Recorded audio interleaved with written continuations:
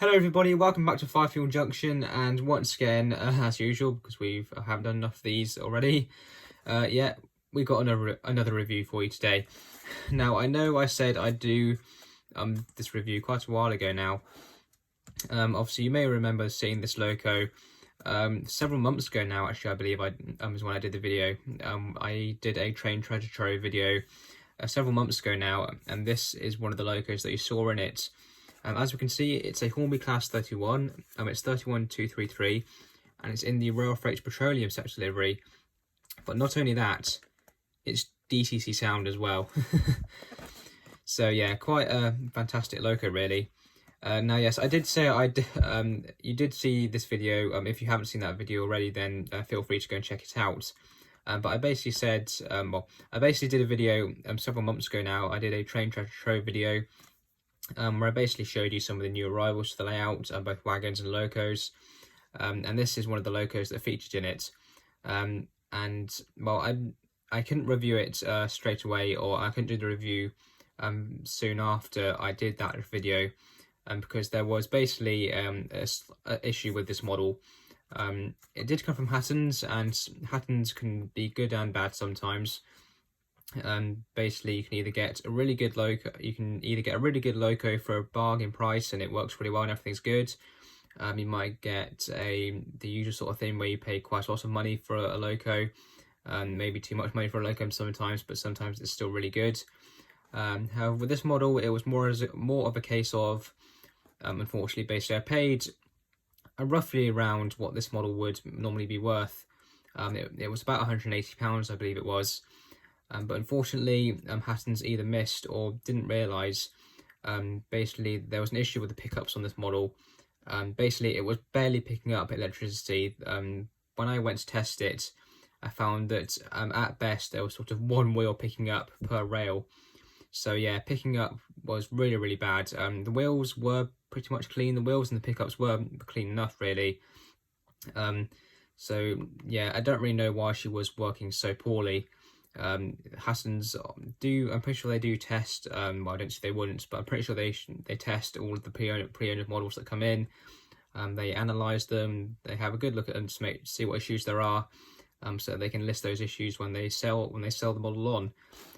Either the loco worked fine when they tested it, and it was just in their shop for so long that the loco just got dirty, and that's why it ran so poorly when it came to me or something, or they just missed the issue completely. But basically, yeah, the loco really wasn't picking up very well. So I had to strip down the wheel sets. Well, not necessarily strip down the wheel sets, but I did have to remove the bogie frames and get everything a really good clean to try and get her running as well as I can. And I did that. It definitely helped. The loco did run much, much better. The performance, well, I haven't actually ran the loco for a little while now, but when I last tested her, she ran really, really well. A bit slow. I found the loco does seem to start off quite slow to start with, and but after a few minutes she does speed up and get better. So maybe the motor's starting to get to the end of its life, but so far she still seems to be okay. It's just a shame that when she came to me that she wasn't as good as she could have been. But hopefully, despite being sat in her box for a couple of months, hopefully when we go to test her later, hopefully everything still works fine. If it doesn't, well, I'm going to have to give her a clean again, aren't I? But yes, enough rambling on. So yes, it's a Class 31, that's very obvious, as we can see there. We can see 31, it's 233. I think it was coming up close to nearly 300 Class 31s were built, and there was something like that. If we just have a look at the back of the box, we can see, where is the number? It should be here somewhere, because I literally read it not so long ago. Yeah, there we go. 263 Class 31s were built in total. So not too bad, a pretty good number. There are still a few today that are preserved, that are still running. I know there's not an awful lot of them. I'm pretty sure only one of them is still mainline certified. I can't remember the running number of it. I know it's in BR Blue. Most of you should know which one I'm talking about. But I'm pretty sure there is only one Class 31 that can run on the main line at the moment, but there's still quite a few that are preserved and still running on various heritage lines around the country. So if you do want to see one, it shouldn't be overly hard to go and do that. This particular one, as we can see, is in the railfreight petroleum sector livery. It's a very, very nice livery. One of the reasons I went for this loco. Again, I know my layout is more modern day. It's modern day Great Western Main Line, so something from the 1980s/90s. Doesn't suit the layout very well, but I just can't resist these 1980s/90s. I just can't resist the sectorization liveries. I just love them so much that I just couldn't resist buying models in this livery because I like it so much. I just can't resist it. I think it's just such a nice livery. It's quite unique.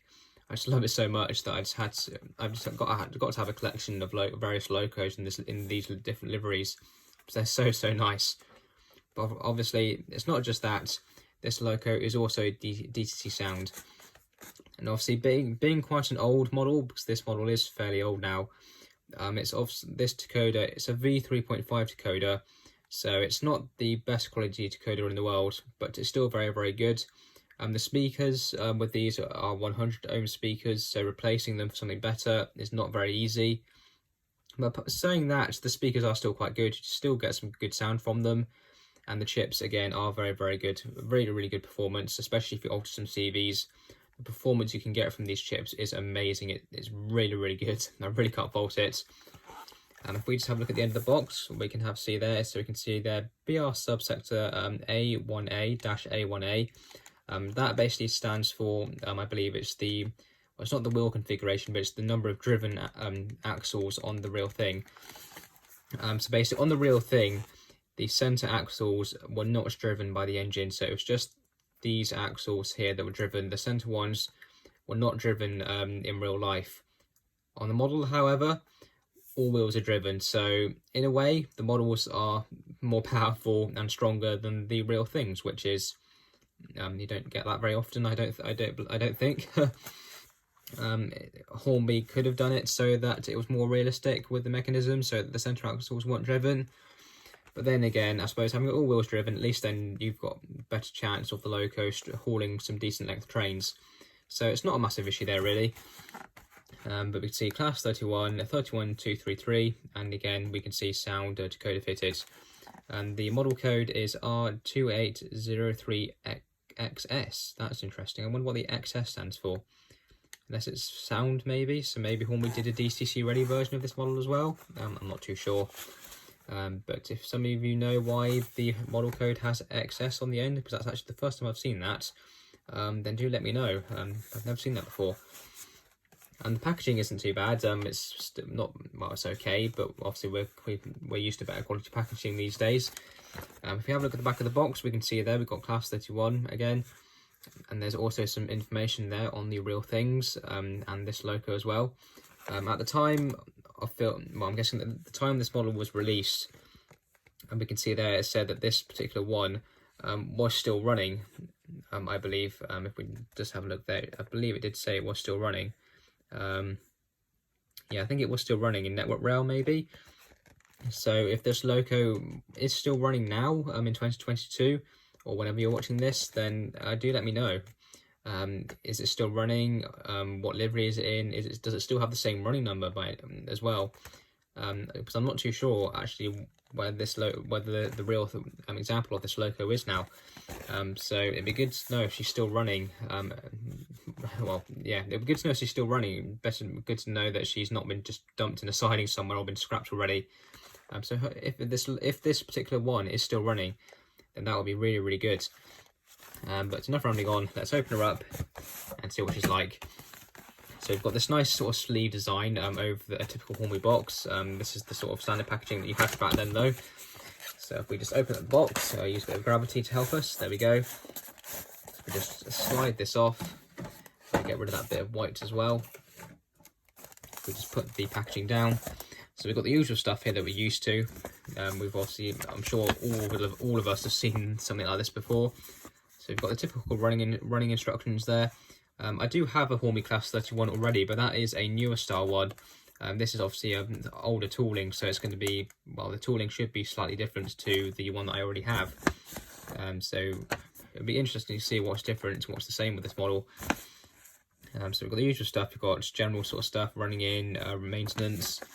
Then if we open up the instructions, we can see, yeah, we've got stuff such as the couplings, extra details, lubrication, body removal. Again, with lubrication, you only need tiny amounts of oil. You really don't need much on these models because remember, this is 00 gauge, it's 1/76 scale. So a drop of oil is more like a fistful of oil really for these locos.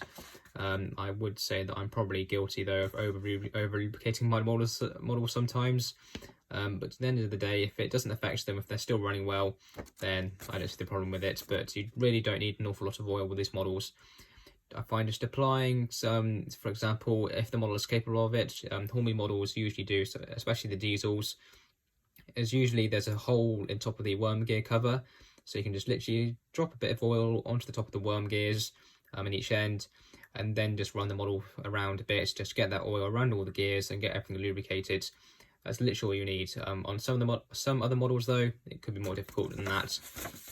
But most of the time, Hornby are really good when it comes to servicing models. So when they think about, so basically when it comes to tooling up these models, when they actually properly do think about when they get to you about servicing them and keeping them running. So that's one thing Hornby are good at. Other manufacturers though, maybe not as good. So if you put those to one side, we've got the sound instructions here for the Class 31. So this is quite nice. It's the first time I've got some of these.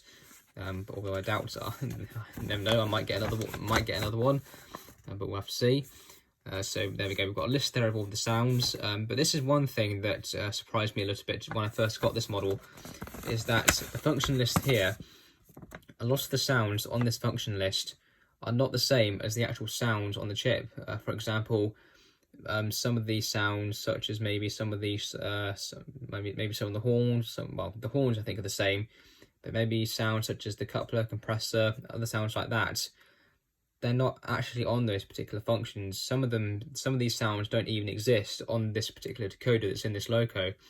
So I'm not sure if either maybe these instructions aren't for this loco, or maybe the decoder's been reblown, or if maybe the decoder in here has been changed by the previous owner. I'm not really sure, but the function list on here does not match up with the sounds that are in the loco, so why that is, I'm not too sure. So there's even a chance that this isn't even the factory sound file, which, well, it doesn't bother me too much because the sound file in here still sounds really good.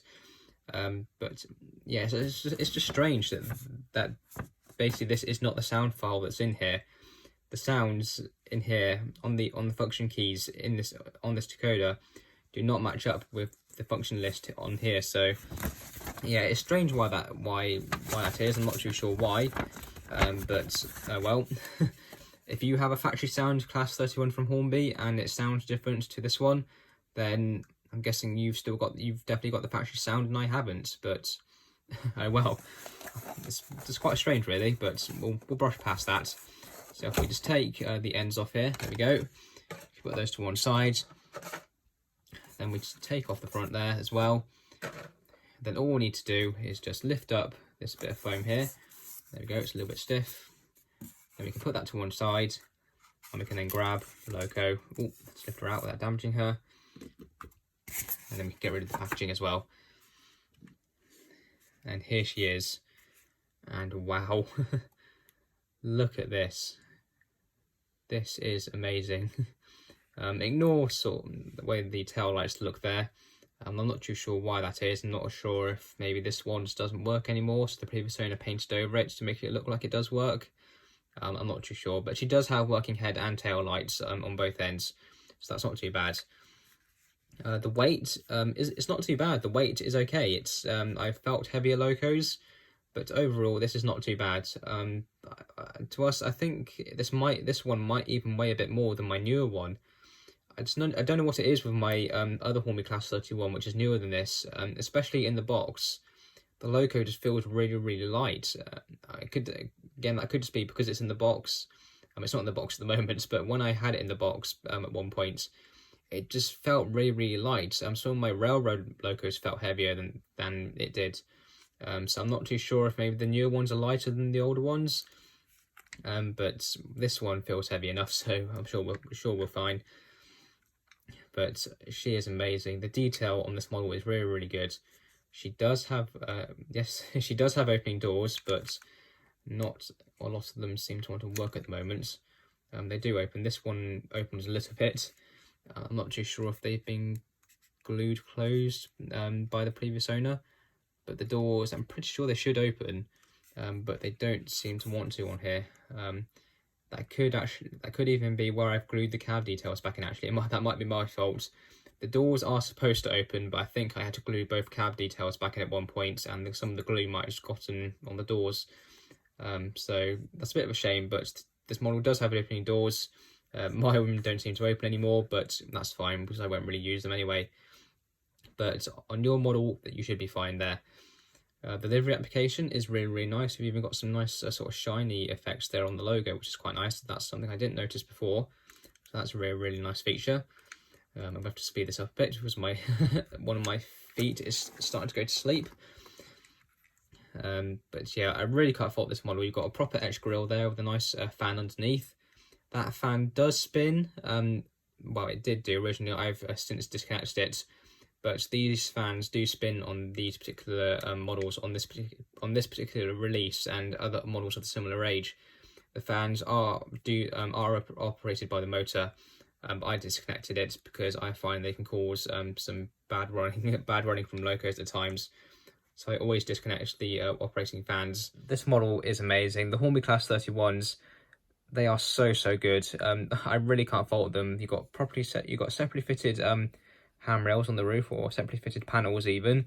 They look really good. You've got proper exhaust there on the roof. If you wanted to, if there's enough room in there, you could try and fit some sort of smoke generator or some sort of smoke system. I'm sure it's possible. I'm sure there's someone out there who has done it or is trying to do it. You have got sprung buffers and they feel really good as well. You've got separately fitted handrails around the front as well. Again, you've got the working lights. There's no cab lights in this model, I believe, but that doesn't bother me too much because I don't use cab lights. But you probably could fit some though. It probably wouldn't be too hard to fit some.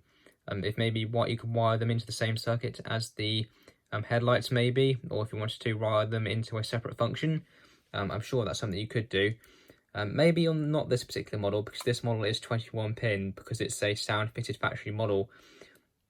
These models are 21 pins, so it could be done, but I'm not sure how easy it would be. The bogie detail isn't too bad. You've got some separately fitted steps. All the other details look really good as well. There isn't much other underframe detail. It's fairly plain, but most underframes are.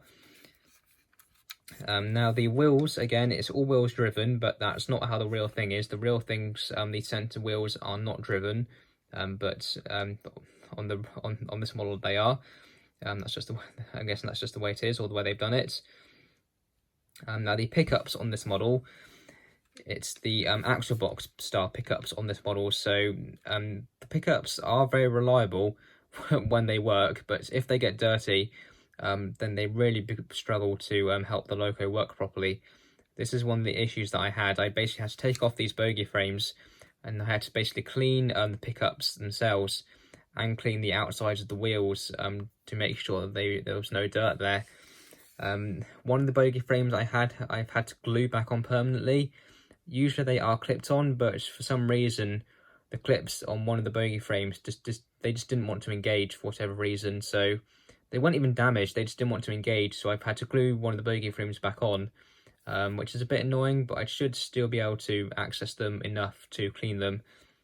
The way the wires attached though isn't the best idea on this model, because it's just the wire just wraps around a bit of copper there, and then there's just a plug that pushes over it.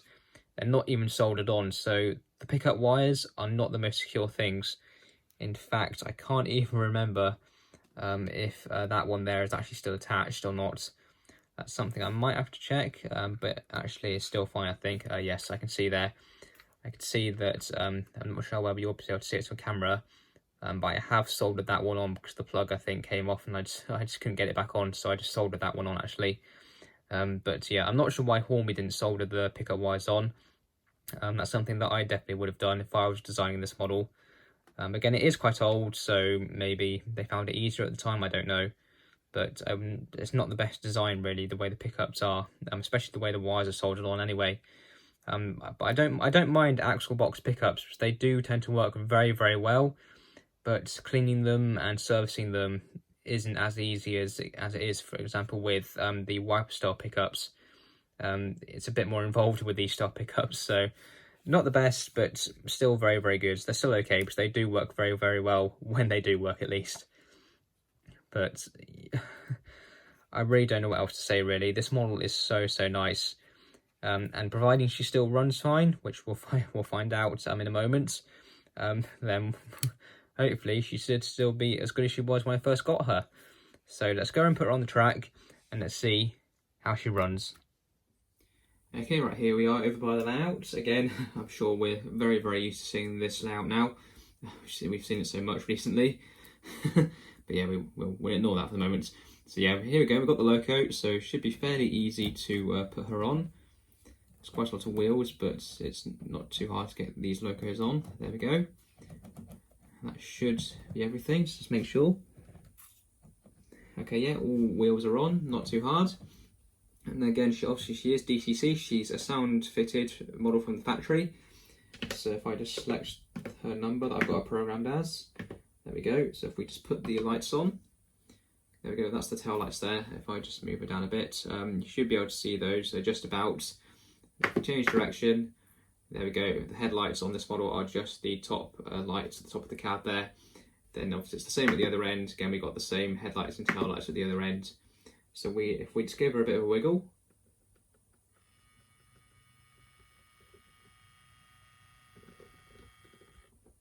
yeah, that's not too bad. It's quite nice, and there's quite a nice sort of noise there from the motor. It's nothing horrible. There's no horrible sounds coming from her. Yeah, that's not too bad. It's nice and smooth. It's nice and constant. It's not too bad. I did give her a test earlier though. Well, it's actually the next day now. The section last night where we looked at her in detail. I just couldn't continue the video for any longer really after that because it was getting so late. So it is the next day, but I did give her a test yesterday evening, basically after I looked at the model in detail, and she does seem to still make a bit of a interesting noise when she's at higher speeds. I wouldn't consider it as a noise that's concerning. It could just be due to the model's age. The way I could describe the noise is it's basically similar to the noise of the pancake motors from the Lima models. I hope you sort of know what I mean by that. I'll try and see if I can get the noise when she's running. In fact, I'll show you now. If we just get her going at about 50% speed, we won't turn the sounds on yet. I'll just show you what I mean.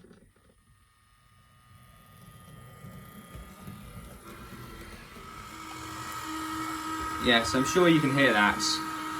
It's not the best noise in the world. I'm not sure if it means there's something wrong with her. But it doesn't last forever. After she's had a bit of running, it does go away, but then it can come back again. So the fact that it's not constant, I'm not sure, again, if it's an issue with the motor. But again, it doesn't last forever, so hopefully it's nothing too serious. It could just be that due to the model's age, that the motor's starting to get to the end of its life. But I'm hoping that there's no issues with the model, because she's running fine, as you can see. She's running nice and smoothly. She's not struggling at all. So I'm not too sure why she's making that noise. It's definitely not the gearing, it's definitely the motor itself that's making that noise. So why she's doing it, I'm not too sure. But there you go, as you can hear now, the noise has gone away, so it's not constant. So yeah, hopefully there's no issues with her. But obviously if she does fail at any point in the future, well, it'll be a brand new motor then, I guess. That's all I can really do. But let's get her stopped up again. We'll park her up and we'll see what the sounds are like.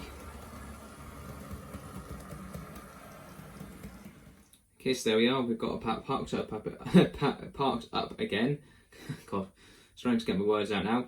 But yeah, there we go. She's parked up again. Still got the lights on, and now we can see what these sounds are like. Now again, as I said earlier when we looked at the model in detail, basically the sound file instructions for this model, they don't match up with the actual sounds of the loco. So again, I'm not too sure if either the sound instructions for my one are the incorrect ones for this model, or if the decoder is different, or if the sound file has been changed at any point.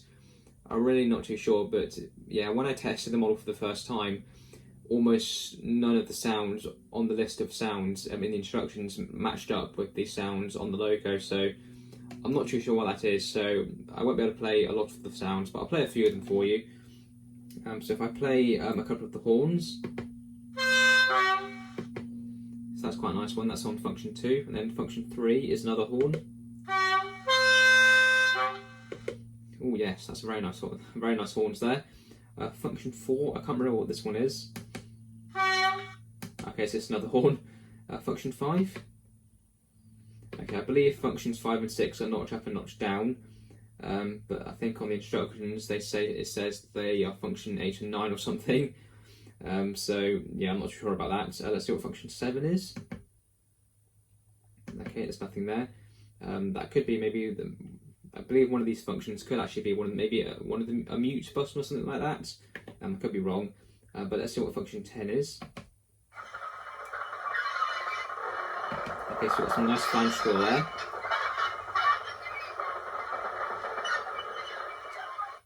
Yeah, that's not too bad. Let's do function 11. Okay, that's a nice Spirex valve. That's not too bad. Function 12. That doesn't do anything. 13. Nope. 14. Nope. Is that it? No. Oh, yes, there is. So function 16. Got a nice guard whistle there. Does function 17 do anything?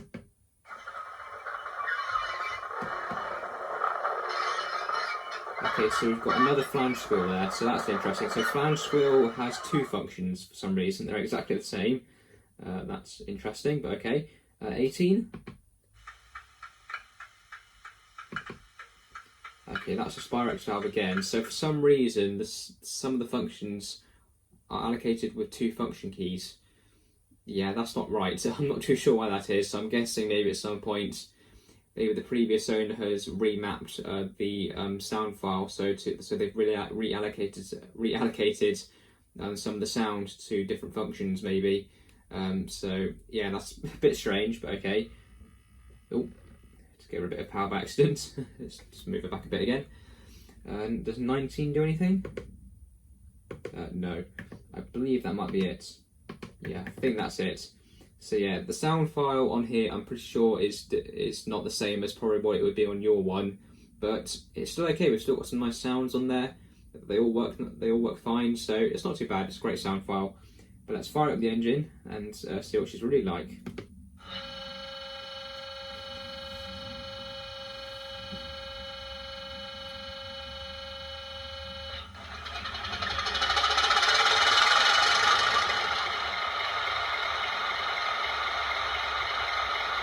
So as we can hear, that is amazing.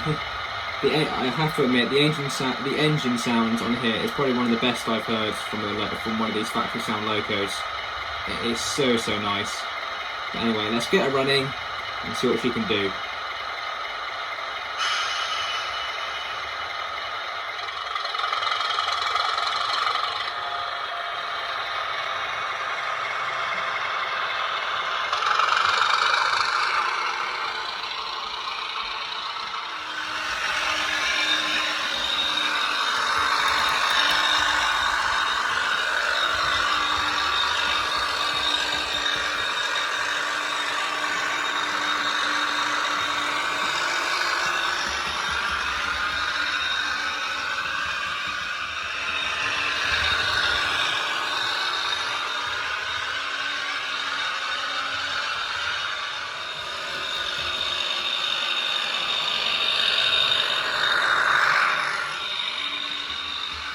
Right, she's doing about a 50% speed at the moment, but I think let's give her full power and really see what she's like.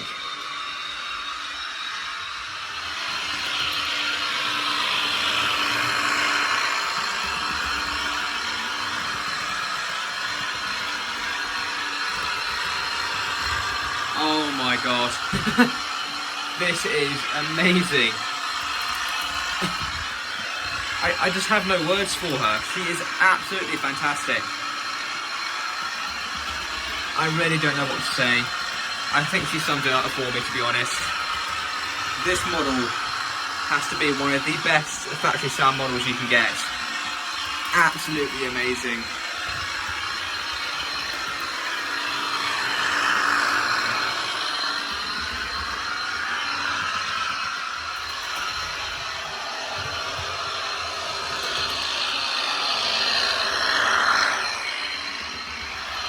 Well, overall, I don't think I need to say anything. I think she said it all. Fantastic.